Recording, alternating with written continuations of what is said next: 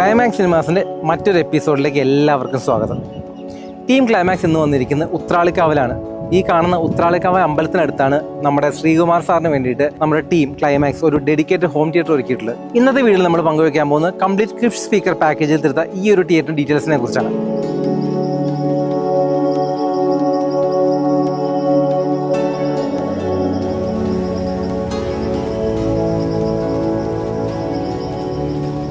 എൻ്റെ പേര് ശ്രീകുമാർ.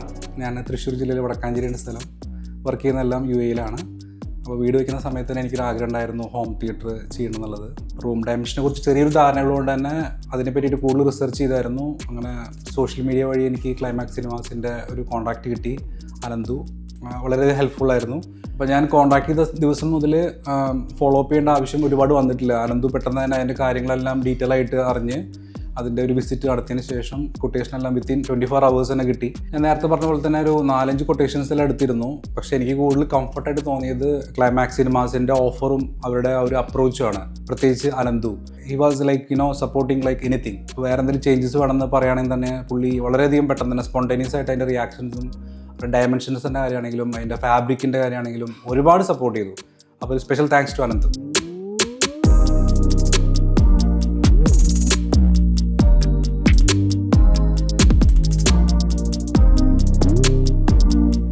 ഇതിൻ്റെ ഇൻസ്റ്റലേഷൻ സമയത്താണെങ്കിലും ഞാൻ സ്ഥലത്തില്ലാത്തതുകൊണ്ട് തന്നെ ഒരുപാട് ലിമിറ്റേഷൻസ് ഉണ്ടായിരുന്നു. അതിൻ്റെ റിയൽ ഔട്ട്പുട്ട് എന്താണെന്ന് എനിക്ക് മനസ്സിലാക്കാൻ വേണ്ടിയിട്ട്. അപ്പോൾ അതുകൊണ്ട് തന്നെ അനന്തു ഒരുപാട് രീതിയിൽ സമയം എടുത്തുകൊണ്ട് തന്നെ വാട്സപ്പിലൂടെയും മറ്റ് മീഡിയയിലൂടെയൊക്കെ കമ്മ്യൂണിക്കേറ്റ് ചെയ്ത് അതിൻ്റെ വീഡിയോ എല്ലാം അയച്ചു തന്ന് മാക്സിമം ശ്രമിച്ചിട്ടാണ് അതിൻ്റെ ഒരു ഔട്ട്പുട്ട് കിട്ടിയത്. ഈവൻ അതിന് ഇൻസ്റ്റലേഷൻ സമയത്ത് ജിബിൻ, അതുപോലെ തന്നെ കാലിബ്രേഷൻ സമയത്താണെങ്കിലും ജസീൽ, അവരെല്ലാവരും ഒരുപാട് എഫേർട്ട് എടുത്ത് എനിക്ക് വേണ്ട ഔട്ട്പുട്ട്, ഞാൻ ആഗ്രഹിക്കുന്ന ഒരു ഔട്ട്പുട്ട് കിട്ടുന്നതിലേക്ക് മാക്സിമം എത്തിക്കാൻ വേണ്ടി ശ്രമിച്ചിട്ടുണ്ട്. കയറി വരുമ്പോൾ തന്നെ നമ്മൾ കൊടുത്തിരിക്കുന്ന അറ്റൻഷൻ ടു ഡീറ്റെയിൽ വളരെ ഇമ്പോർട്ടൻ്റ് ആണ്. ഡ്യുവൽ ടോൺ, അതായത് ഒരു ബ്രൗൺ ഷെയ്ഡ് പ്ലസ് ഒരു ബേജ് ഷെയ്ഡാണ് നമ്മൾ ഈ ഒരു തിയേറ്ററിൽ നമ്മൾ കൊടുത്തിരിക്കുന്നത്. അതിനോടൊപ്പം തന്നെ കോംപ്ലിമെൻ്റ് ചെയ്തിരിക്കുന്നതാണ് നമ്മൾ കസ്റ്റമായിട്ട് ചെയ്തിട്ടുള്ള പെറ്റ് സ്ലാറ്റ്സ് എന്ന് പറയുന്നത്. ഇത് വിഷ്വലി മാത്രമല്ല സൗണ്ടിനെ ഒരു ഇമ്മേഴ്സീവ് മൂവിയിലേക്ക് എത്തിക്കാൻ സഹായിക്കുന്നുണ്ട്. പിന്നെ ഇതിൻ്റെ ഡിസൈൻ വർക്കാണ്. കാരണം ഒരുപാട് സജഷൻസ് ഉണ്ടായിരുന്നു എനിക്ക്, കളർ കോമ്പിനേഷൻ ആണെങ്കിലും ലൈറ്റിംഗ് ആണെങ്കിലും. അപ്പോൾ അതിൽ മെയിനായിട്ട് അനന്തു തന്നെ ഒരുപാട് ഹെൽപ്പ് ചെയ്തായിരുന്നു. ഏത് രീതിയിൽ ചെയ്യുമ്പോഴായിരിക്കും കൂടുതൽ ഇമ്പാക്റ്റ് വരിക. പിന്നെ എൻ്റെ ഒരു മൈൻഡ് അറിയാനുള്ളൊരു കുറേ കാര്യങ്ങൾ ഉണ്ടായിരുന്നു. കാരണം ഏത് കളർ ടോണാണ്,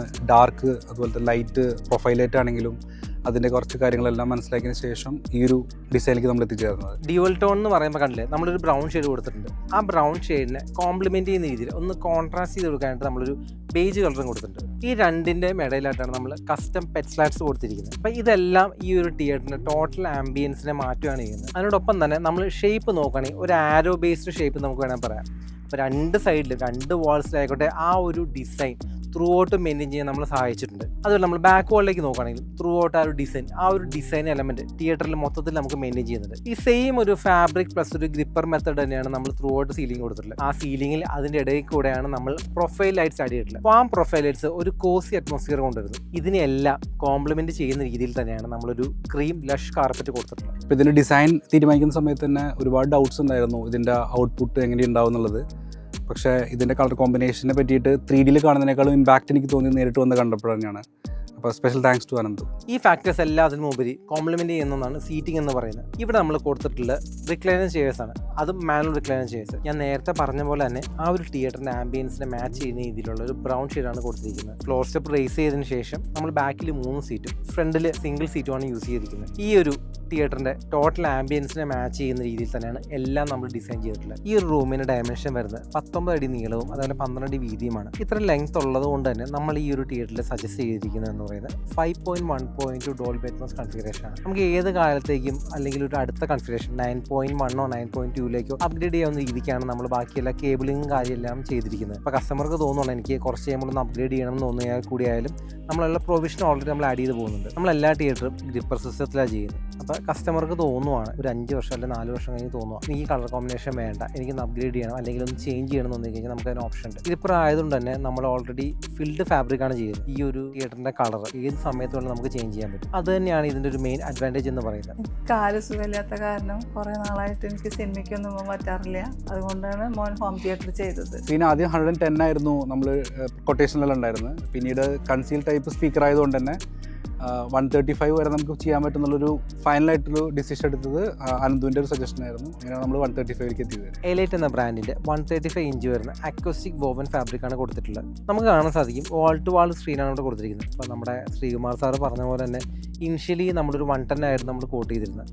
അപ്പോൾ അതിന് ശേഷമാണ് നമ്മൾ അപ്ഗ്രേഡ് ചെയ്ത് ഈ ഒരു 135ലേക്ക് പോകാൻ പറ്റും എന്നുള്ളതുകൊണ്ടാണ് നമ്മളത് പുഷ് ചെയ്ത് 135ലേക്ക് ആക്കിയത്. ശ്രീകുമാർ സാറ് പുറത്തായതുകൊണ്ട് തന്നെ നമുക്ക് കമ്മ്യൂണിക്കേഷൻസ് എല്ലാം വാട്സപ്പോ ബാക്കിയുള്ള മീഡിയം ത്രൂ ആയിരുന്നു. അപ്പോൾ എല്ലാ ദിവസവും അപ്ഡേറ്റും കാര്യങ്ങളെല്ലാം നമ്മൾ പ്രോപ്പർലി കൊടുക്കുന്നുണ്ടായിരുന്നു. അപ്പോൾ അതിന് ശേഷമാണ് ഈ പറഞ്ഞ പോലെ ഈ കാണുന്ന ഒരു തിയേറ്ററിലേക്ക് നമ്മൾ എത്തിയത്. ഇനിഷ്യലി 3-4 3D സജഷൻസ് കൊടുക്കുകയും നമ്മൾ അതിൽ നിന്ന് ചേഞ്ച് ചെയ്ത് കസ്റ്റമറുടെ ഒരു ത്രെഡ് ഓഫ് ലൈൻ നമ്മൾ എടുക്കും. അതിന് ചേഞ്ച് ഓരോ കാര്യങ്ങളും എടുത്ത് നമ്മൾ ചേഞ്ച് ചെയ്തതിന് ശേഷമാണ് ഈ കാണുന്ന ഫൈനൽ ഔട്ട്പുട്ട്. സ്പീക്കറിലേക്ക് നോക്കുകയാണെന്നുണ്ടെങ്കിൽ നമ്മളിവിടെ കംപ്ലീറ്റ്ലി ഒരു ക്ലിപ്സ് സ്പീക്കർ പാക്കേജാണ് ഉപയോഗിച്ചിരിക്കുന്നത്. എന്തുകൊണ്ട് ക്ലിപ്സ് എന്ന് ചോദിക്കുകയാണെങ്കിൽ ലൈക്ക് 1-2 ബ്രാൻഡുകൾ ഞാൻ കൊട്ടേഷനിൽ എടുത്തിരുന്നു. പക്ഷേ എന്നെ സംബന്ധിച്ച് ഞാൻ മ്യൂസിക്കും അതുപോലെ തന്നെ ആക്ഷൻ മൂവീസും പ്രിഫർ ചെയ്യുന്നതുകൊണ്ട് തന്നെ ആ ബ്രാൻഡിനായിരിക്കും കൂടുതൽ ഇമ്പാക്റ്റ് എന്നുള്ളൊരു റിവ്യൂ എനിക്ക് കിട്ടിയായിരുന്നു. അങ്ങനെയാണ് നമ്മൾ ക്ലിപ്സിൻ്റെ പ്രോ സീരീസിലേക്ക് ഫൈനലൈസ് ചെയ്തെത്തുന്നത്. സാർ പറഞ്ഞ പോലെ തന്നെ മൂവീസിനും അതുപോലെ മ്യൂസിക്കിനും ഫോക്കസ്ഡ് ആയതുകൊണ്ടാണ് കംപ്ലീറ്റ് ക്ലിപ്സ് സ്പീക്കർ പാക്കേജ് ഉപയോഗിച്ചിരിക്കുന്നത്. ഈവൻ സബൂഫർ ആയ കൂടിയാലും എല്ലാം സെയിം ക്ലിപ്സ് തന്നെയാണ് യൂസ് ചെയ്തിരിക്കുന്നത്. അപ്പോൾ അതുകൊണ്ട് തന്നെ ഒരു സെയിം സൗണ്ട് സിഗ്നേച്ചർ മെയിൻറ്റെയിൻ ചെയ്യാൻ ഈ തിയേറ്ററിൽ സഹായിച്ചിട്ടുണ്ട്. AVR ഇവിടെ കൊടുത്തിട്ടുള്ള ഡെനോൺ തന്നെ 1800 എന്ന് പറയുന്നത് 5.1.2 മോഡലാണ്. സറൗണ്ടിലേക്ക് നോക്കുവാണെങ്കിൽ നമ്മൾ ഡിസൈനർ സീരീസിൽ വരുന്ന 160W എന്ന് പറയുന്ന മോഡലാണ്. അറ്റ്മോസ് സ്പീക്കേഴ്സ് നമ്മൾ കൊടുത്തിട്ടുള്ള ക്ലിപ്സിന് തന്നെ CS16C2 എന്ന് പറയുന്ന മോഡൽ. സബൂഫറെ നമ്മൾ കൊടുത്തിട്ടുള്ള ക്ലിപ്സിന് തന്നെ R120SW എന്ന് പറയുന്ന പവേർഡ് സ്പീക്കറാണ്.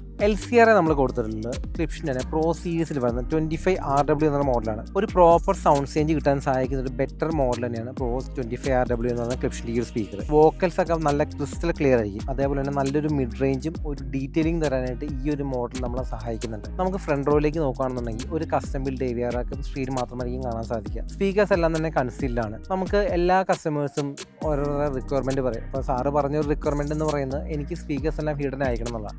എന്നാൽ ക്വാളിറ്റിയിൽ കോംപ്രമൈസ് വരാൻ പാടില്ല. അങ്ങനെ ഒരുപാട് ബ്രാൻഡ് ഓപ്ഷൻസിൽ നിന്ന് നമ്മൾ സോർട്ട് ചെയ്തിട്ടാണ് ഫൈനലി നമ്മൾ ക്ലിപ്സിലേക്ക് എത്തിയത്. എലൈറ്റിൻ്റെ 135 ഇഞ്ച് സ്ക്രീനിലേക്ക് പ്രൊജക്റ്റ് ചെയ്യാൻ ഉപയോഗിക്കുന്ന പ്രൊജക്ടർ എന്ന് പറയുന്നത് BenQ-ന്റെ 710 എന്ന് പറയുന്ന ലേസർ പ്രൊജക്ടറാണ്. അപ്പോൾ നമ്മൾ മൂവി കാണുന്ന സമയത്ത് ഓഡിയോയ്ക്ക് ഇമ്പോർട്ടൻസ് എന്ന പോലെയാണ് വിഷ്വലി ഇമ്പോർട്ടൻസ്. ഈ ഫാക്ടർ മാച്ച് ചെയ്തുകൊണ്ട് തന്നെയാണ് നമ്മളിവിടെ ഈ ഒരു മോഡൽ സജസ്റ്റ് ചെയ്തിട്ടുള്ളത്. അപ്പോൾ ലേസർ പ്രൊജക്ടർ ആയതുകൊണ്ട് തന്നെ നമുക്ക് മൂവി വാച്ച് ചെയ്യുന്ന സമയത്ത് കുറച്ചുകൂടി ഡീറ്റെയിലിംഗ് കിട്ടും. അപ്പോൾ ഈവൻ കറക്റ്റ് കളർ ആയിക്കോട്ടെ, ഡീറ്റെയിലിംഗ് ആയിക്കോട്ടെ, ഇല്ലെങ്കിൽ ബാക്കിയുള്ള നോയിസ് ക്യാൻസലേഷൻ ആയിക്കോട്ടെ, എല്ലാ കാര്യങ്ങളും മെയിൻറ്റെയിൻ ചെയ്യാൻ പറ്റുന്ന ഒരു ഹോം സെഗ്മെന്റ് പക്ക പ്രൊജക്ടർ തന്നെയാണ് ഈ പറയുന്ന TK710 എന്ന് പറയുന്ന മോഡൽ. അതിൻ്റെ ഒരു കോൺട്രാസ്റ്റ് റേഷ്യോ 6:1 ആണ്. അപ്പോൾ ആ ഒരു കോൺട്രാസ്റ്റ് റേഷ്യോ ഉള്ളത് കൊണ്ട് തന്നെ അത്രയും കളേഴ്സ് റീപ്രൊഡ്യൂസ് ചെയ്യാനായിട്ട് സാധിക്കുന്ന ഒരു മോഡൽ തന്നെയാണ് ഇത്. ഈ ഒരു ഡെഡിക്കേറ്റഡ് തിയേറ്ററിൽ മീഡിയ പ്ലെയറിൽ കൊടുത്തിരിക്കുന്ന PS5 അതേപോലെ തന്നെ ഒരു Apple TV 4K ആണ്. അപ്പോൾ ഗെയിമിങ്ങിനും കൂടെ ഇമ്പോർട്ടൻസ് കൊടുക്കുന്നു എന്നുള്ളത് കൊണ്ടാണ് ഇവിടെ നമ്മൾ PS5 കൂടെ സജസ്റ്റ് ചെയ്തിട്ടുള്ളത്. പ്രൂഫിങ്ങിന് മാക്സിമം ഇമ്പോർട്ടൻസ് കൊടുത്തിട്ട് തന്നെയാണ് നമ്മൾ കസ്റ്റം ബിൽഡ് ഡോർ ചെയ്തിരിക്കുന്നത്. നമ്മുടെ ഇൻസുലേഷൻ മെറ്റീരിയൽ എന്താണോ അത് പ്രോപ്പർലി ഫില്ല് ചെയ്ത് കറക്റ്റ് അതിൻ്റെ തിക്നെസ്സും അലൈൻമെൻ്റ് ഒക്കെ നോക്കിയിട്ടാണ് നമ്മൾ ഡോർ കൊടുത്തിരിക്കുന്നത്. ഡോർ കയറി വരുമ്പോഴത്തേക്കും നമുക്ക് ആദ്യം കാണുന്നത് ഒരു ഫ്ലോർ സ്റ്റെപ്പ് റേസറാണ്. നമ്മൾ 1 ഫീറ്റ് നമ്മുടെ എല്ലാ തിയേറ്ററിലും പോലെ തന്നെ നമ്മൾ 1 ഫീറ്റ് റേസ് ചെയ്തതിന് ശേഷമാണ് നമ്മൾ ബാക്കിൽ റിക്ലൈനേഴ്സ് ആഡ് ചെയ്യുക. അപ്പോൾ എല്ലാവർക്കും അറിയാം, അതായത് നമുക്ക് ബാക്കിലിരിക്കുന്ന ഒരാൾക്ക് ഫ്രണ്ടിലിരിക്കുന്ന ആളുടെ വ്യൂയിങ് എക്സ്പീരിയൻസ് തടസ്സം വരാത്ത രീതിയിലാണ്